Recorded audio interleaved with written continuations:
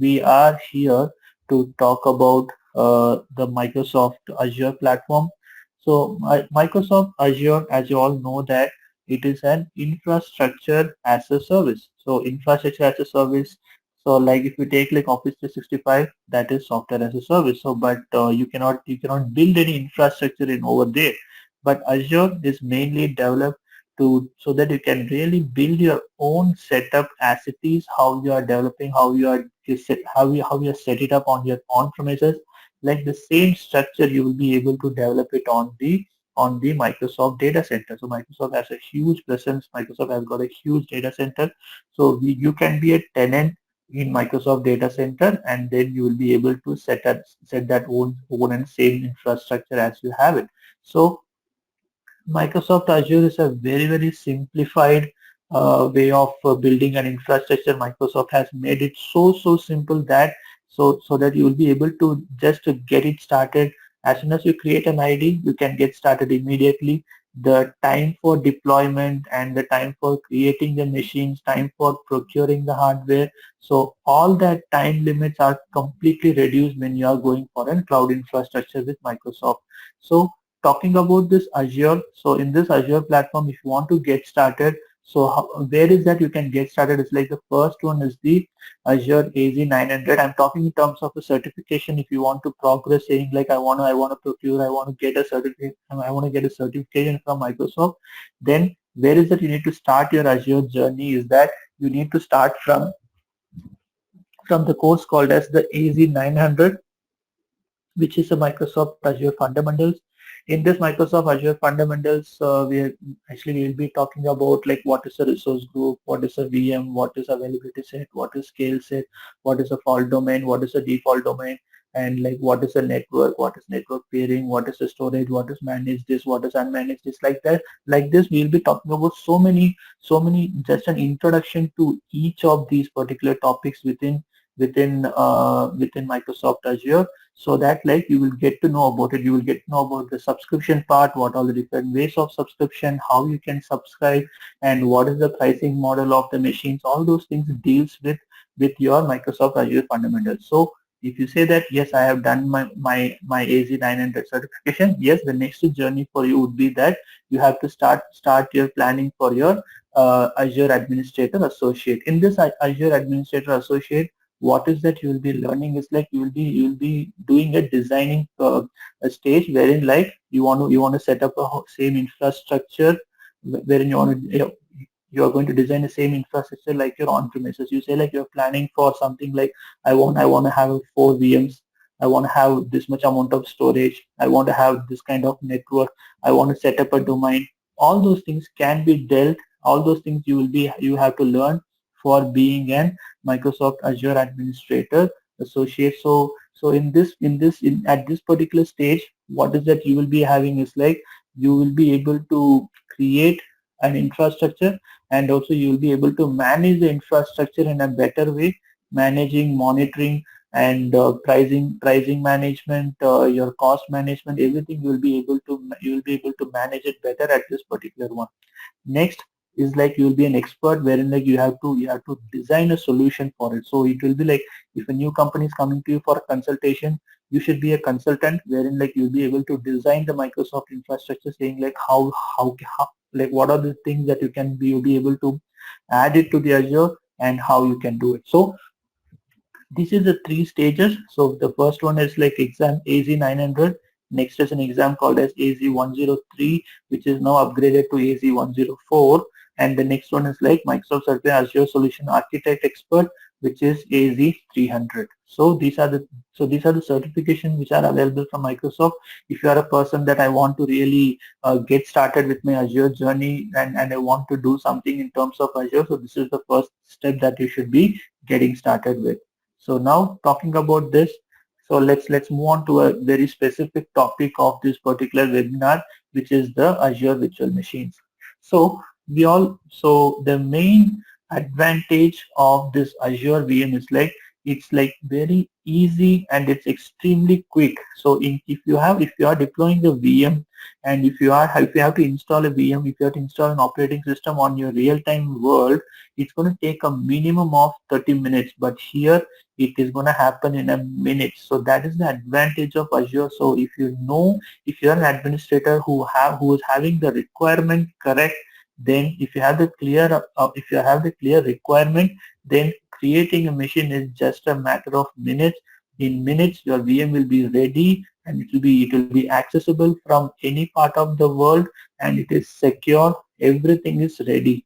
So that is the advantage of an Azure VM. So if you are a person who is planning to set up a VM in Azure, the first thing that you should start is like you should first decide like what is the name of the VM, and then you have to decide like what is the location. So here in Azure, everything is depending upon location. So for example, if you are getting a request for a project from a client who is from an US, who is from East US or West US, so you will be able to design like on which data center you will be able to create it. So you have to decide like what is the location of the VM, and you need to determine the size of the VM, saying like how like what is the disk size you want it. Either you want 128 GB or more than that, and what is the RAM that you wanted.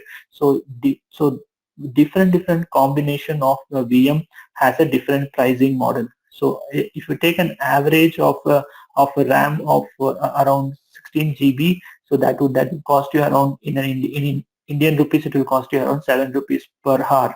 So now, like on-premises administrators, really we don't care about the pricing model.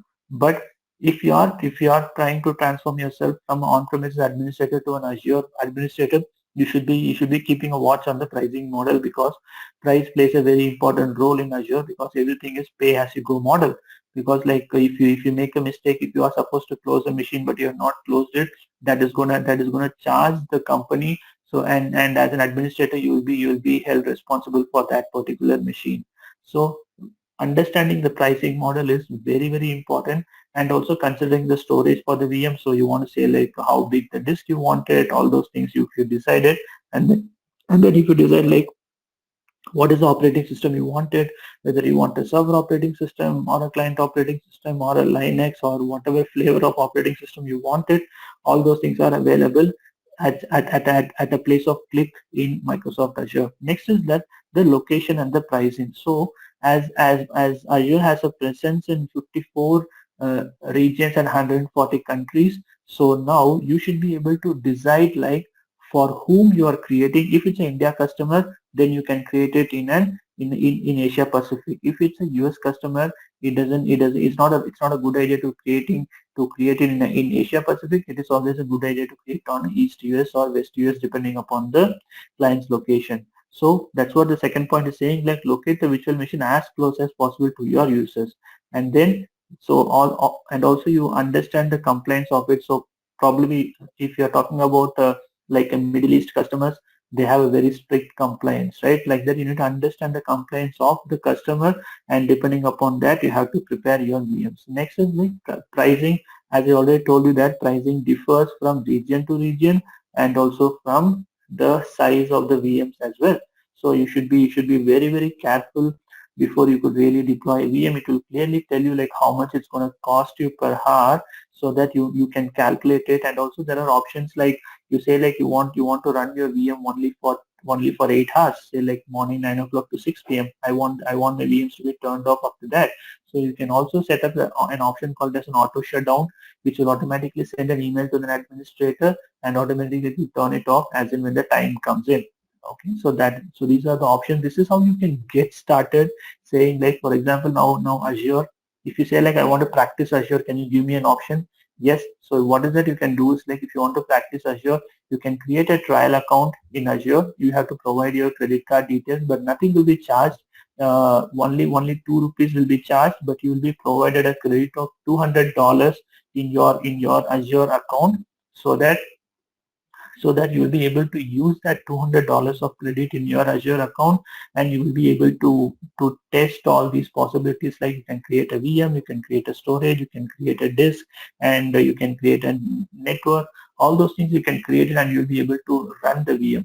So So that helps also in terms of a pricing management, because like you have to keep a watch on that $200. The moment that $200 is all used, your account gets invalid. So that is very, very important. That also gives you a practice for your pricing management also, as in when you are getting into Azure and you started practicing about the Azure infrastructure.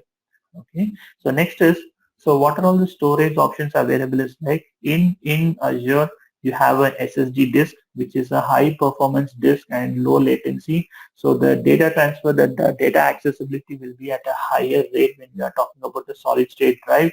And if you say like I'm not so much interested in solid state drive, I'm okay with the HDD, that is also really available. So if your demands are more, yes, you have the options to take more from Azure. If you say like I want something inside the budget, yes, you can also choose the things which are within the budget as well.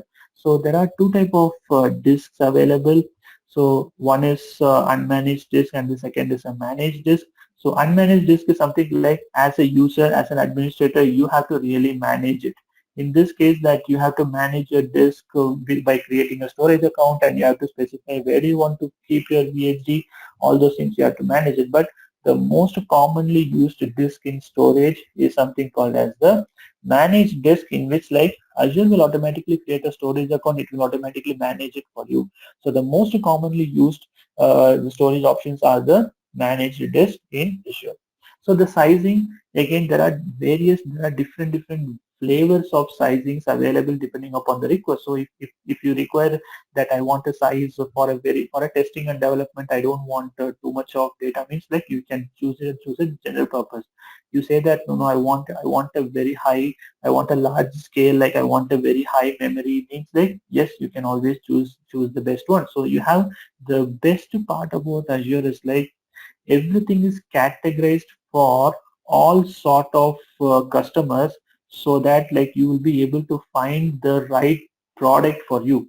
So that is about the storage options. Next is like, as in when you're created, I'm sure you would have tried it, just an overview of it, saying like if you're trying to create a machine, then what will happen is like you can start creating a machine, and then you will be able to choose the operating system, which is on the right side, and then we have two options like the RDP and the SSH. So most probably we can use RDP, and the moment you create it, the next minute itself, like your system is readily available for taking the remote desktop. And if you say like and yes, with a public IP address, and that public IP address, immediately you'll be able to take it. For that, the requirement is like in your network security group, you should be able to allow the RDP port to be able to connect. That's the only requirement. All right. So now, as you know that PowerShell is an integral part of each and every application, and Azure is not an exception. So if you say like I want to do the same management through PowerShell, means yes, you will be able to download and install a module called as az.compute, and then you have to just set a username and password, and then you have to create a VM configuration. You have to set the VM operating system. After that, you have to just say everything, and you have to create a new VM using the command called as new-azvm, because like before you could really create it, these are the prerequisites that you have to do it. So management through PowerShell is an advantage, so that like you will be able to manage it in large scale. So tomorrow if someone is asking you to create like 100 VMs at a single shot, so yes, you will be able to manage it better through the Azure PowerShell. So that's an advantage of it. Now, as in when you are creating, it is very, very important to note down something, saying like, when my system like what are the chances that when my system can go down, if it is going down, then what is that the action I need to take. So what is it saying? It's like, so all these failure predictions are very, very minimal, because Microsoft promises a 99.9% uptime, while if you create, I'm sorry, 99.95 percentage of uptime when you are doing a VMware, I'm sorry, when you are doing a VM, uh, when you're having your VMs having like keeping at the different level. So it says 99.9% uptime when you're keeping at the different zones. So if you're placing at the right fault domain and the update domain, there will not be any failure. So in case what is in case like if there is any hardware failure, then what is important is like Microsoft will keep you posted well in advance. So what is it saying is like when the platform predicts a failure, it will issue an unplanned hardware maintenance event. So you can manage. So there is something called as a service health. You will be able to manage the service health inside the Azure portal. That will clearly tell like is that an unplanned hardware maintenance, or is that an unexpected downtime, or is that a planned maintenance. So we will be well in advance. We will be kept notified by Microsoft whenever there is a failure. If it's unexpected, then yes, you have to monitor the service health. If it's a planned maintenance, it will be noted. It will be notified to you well in advance. All right. So now, what is important thing when you are creating? If you say like, I want to create something like which should not go down at any cost. So if you are a person who is so much concerned about the availability, then as an administrator, what is that you should be doing is like you need to create those machines in an availability set, which means like what is an availability set is like there are two things called as a fault domain and update domain, which is very important for any administrator to know. What is a fault domain is like if you are creating the VMs in the same rack, which means like if there is a rack failure, all your VMs will be down. So it is always advised that you create your VMs or you replicate your VMs in a different fault domain. And what is an update domain is like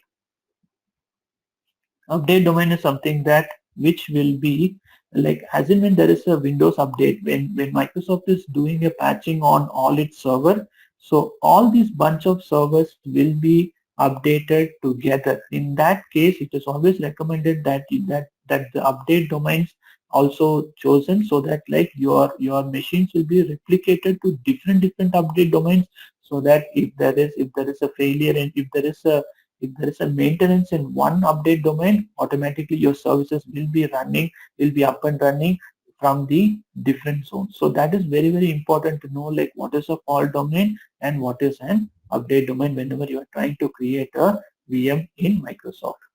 Next is that, so again, as I told you that the same thing, when you're talking about the update domain and the fault domain, we are saying like fault domain is like each and everything is a rack.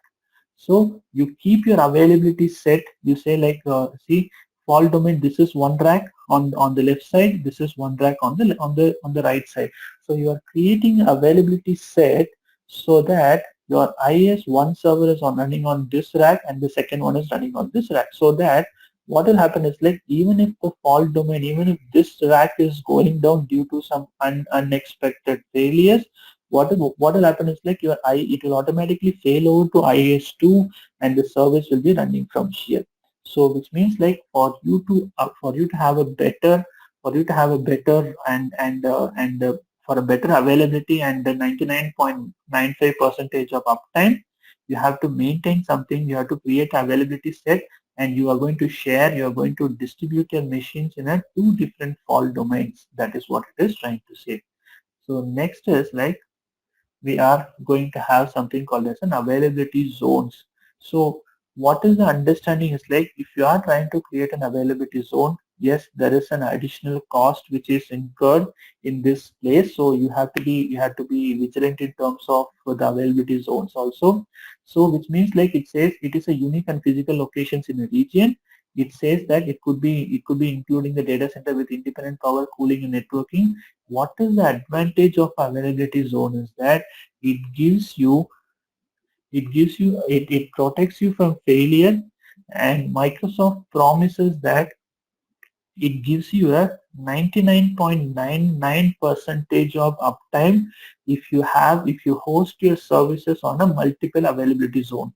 Okay, so what is the previous one we saw is like Microsoft promises a 99.95 percentage of availability if you keep your services across the availability sets.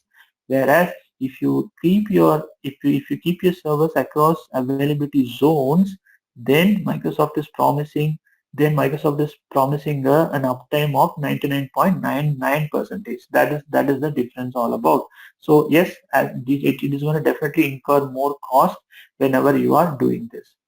Next is what is the scale set? So as you all know that, so automatic scaling. So now in this situation, everyone has started working from home. So if you say like how these firewalls networks are all designed is like probably like it whenever few people are working from home, they might have predicted only 50% of load to be expected for people working from home. Now all of a sudden the 100% load is coming through the firewall, right? Through from outside. So in this case, there has to be a sudden increase in the requirement. So whenever there is a demand which is increasing, automatically an identical set of VMs needs to be created. That is called as a scale set, which is called as an automatic scaling. So if you have, so if you remember like there are some Amazon Great Indian Sale is there, Flipkart sale is there. During that time, they know that whenever they open the sale, the requirement of the machines are definitely gonna shoot up. At that time, we don't want an administrator to immediately come and build a server and add it. So what is the best part in Azure is like there is something called as a scale set.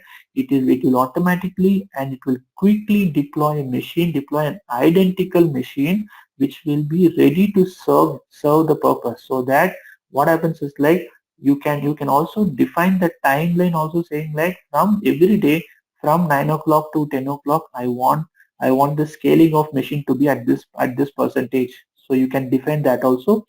You can also say like after 6 p.m. from 6 p.m. to 9 p.m. I want the scaling to be down to this percentage. Like that you can do a customized scale up and scale down using your scale sets in Azure, which will help you to understand the real time scenario and it will automatically scale according to the requirement. Okay, so again, VMs, Azure VMs has all, just a quick recap saying like Azure VMs, you can create any number of VMs and you will be able to understand, you will be able to create with a different flavors of it, different sizes, different capacity, different locations. Everything is completely customized and it is completely granular. So you say like I want in this situation, you name it, it is rightly available. The implementation time is very less and the ready to use is also very quick. You see implemented the next minute the machine is ready and it is up and running and it is ready to serve. So it is that easy and it has a lot of options like your scale set, availability zones, fault domain, update domain. These are the terminologies that an Azure VM administrator should be compulsory knowing it as in when you start to manage it. So that is very important in terms of an Azure VM. All right. So moving to the second topic of this webinar, we are going to talk about the Azure Active Directory. So what is Azure Active Directory is like? Azure Active Directory is a full suite of identity management capabilities, including your MFA. So if you are trying to say like I want to create a hybrid setup wherein like I'm going to have few people on premises, I'm going to have few people on my server. So in this case, we are going to talk about the Azure Active Directory. So what is the best thing in Azure Active Directory is like the synchronization is going to happen seamlessly and you can have additional securities like a multi-factor authentication. So MFA can be deployed MFA can be deployed with your mobile code, with your mobile app authenticator, and also your mobile phones, your SMS. All there are multiple options, and also you will be able to set a device registration, and you can. There is one more advantage called as a self-service password reset. So SSPR is something like which is like if you are a help desk manager, you feel that there are so many calls which are coming to your agents for just to reset the password. What is that you can do is like you will be able to create a self-service password reset setup for all the users, which will force them to register, which will force them to register into this list of security questions, and then once the person answers that security questions, yes, they will be able to reset their password on their own. So if you say like, oh, if the user is not remembering the questions also, then only the administrator comes into picture, that you can set an option to re-register the MFA and set a new password. So that is also rightly available. So your Azure Active Directory also talks about the role-based access control. So you can segregate. The roles are already segregated. You have to just assign it to people. So there are different roles like billing admin, global reader, complaints admin, complaint security, security administrator. There are so many roles available in Azure Active Directory. Depending upon the user's requirement, you will be able to assign the roles for them. So that is a good thing about the Azure Active Directory. So what is the Azure Active Directory benefits is like, you can implement SSO. SSO is a very important concept, saying like, when you have your employees who are like segregated between the cloud environment and the on-premises environment, are they going to have multiple username and password to log in, which people might not remember to do it? So we don't want to force people to use multiple username and password. So in that case, we can implement something called as a single sign-on. So how this single sign-on works is like, so if you have a hybrid setup, then the request will first go to, probably you will have something called as portal.office.com. So portal.office.com, it might not authenticate, so it will send a SAML token to your on-premises. Your on-premises AD will authenticate your user. It will your that request will come back with a valid token, and then it will log into it. So that is the way of single sign-on, so that like you can have a single username and password which is for both the users who are from the on-premises and also the cloud infrastructure. All right. So next one is like, yes, it is compatible with whatever OS you name it. It is compatible with iOS, Mac, Android, and Windows devices. You will be able to add the Android devices also within the AD, and you can manage it. So it says like, it protects on-premises web application with secure remote access. Yes, you can set up a secure remote access with it. So the main importance, like, extend the AD to the cloud, which means like, I have my on-premises AD.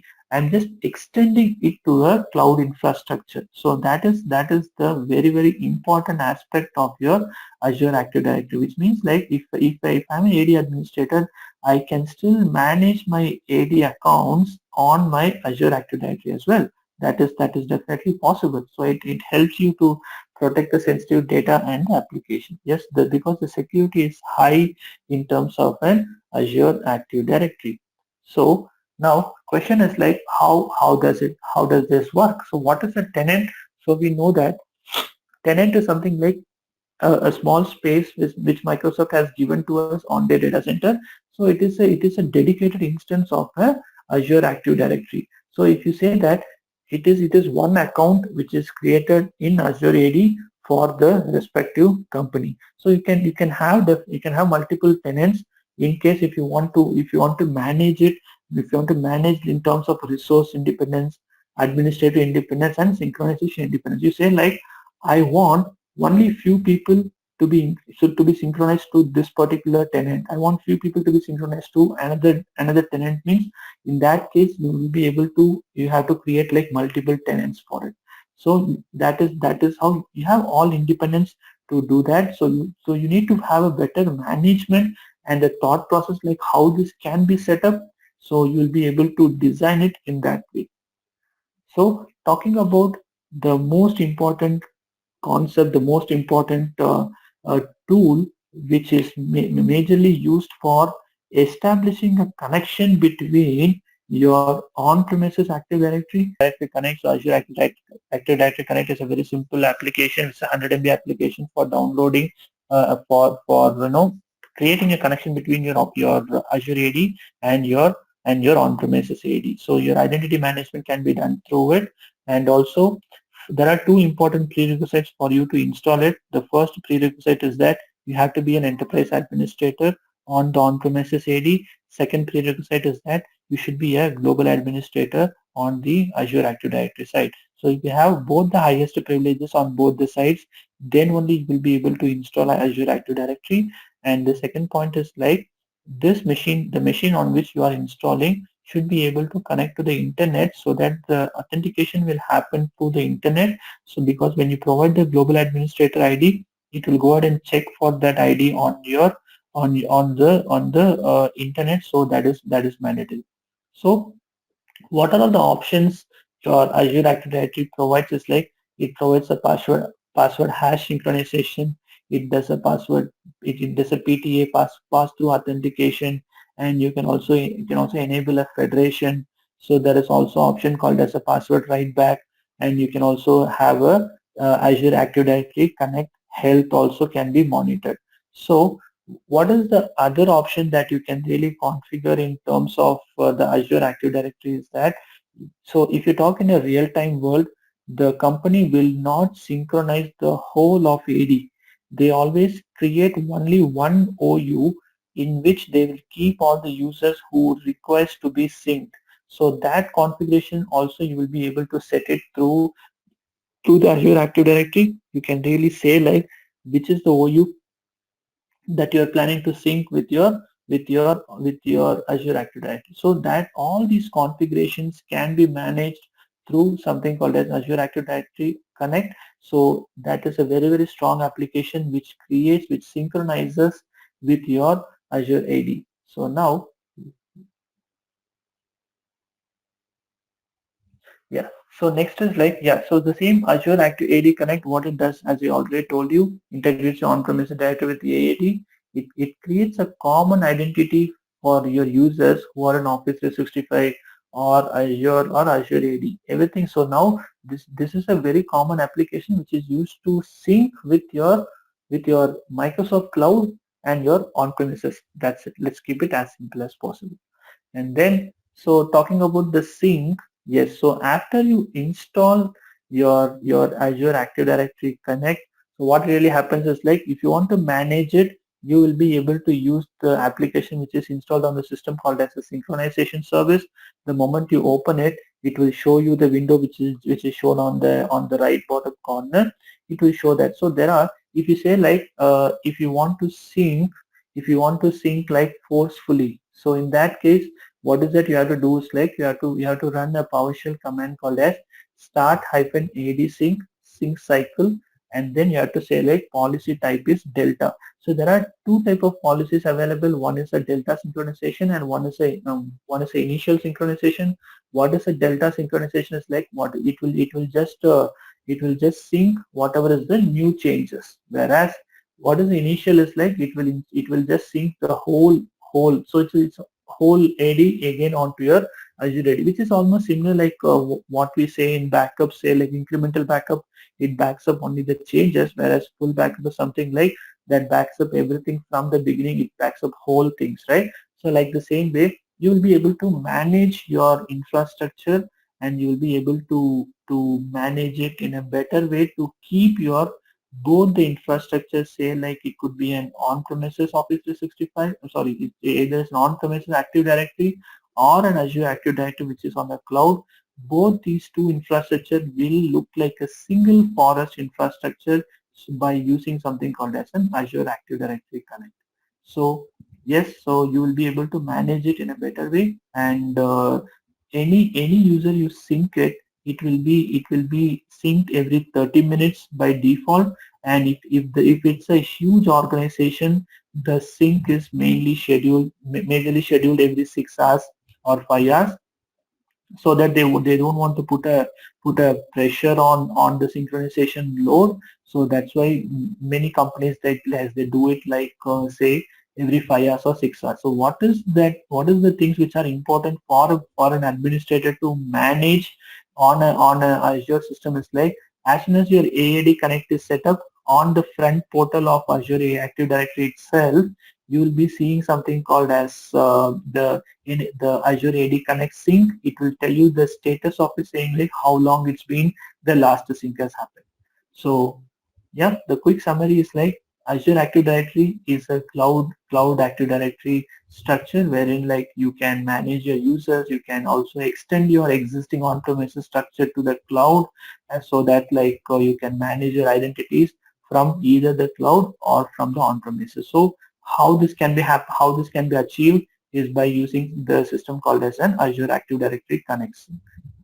All right. So yes, and now I think like people who are I'm sure you have got an idea about what are the things which are covered in inside Azure in Azure VMs, and about what is the Azure Active Directory, and what is the base, like what is the understanding of an Azure Active Directory sync tool.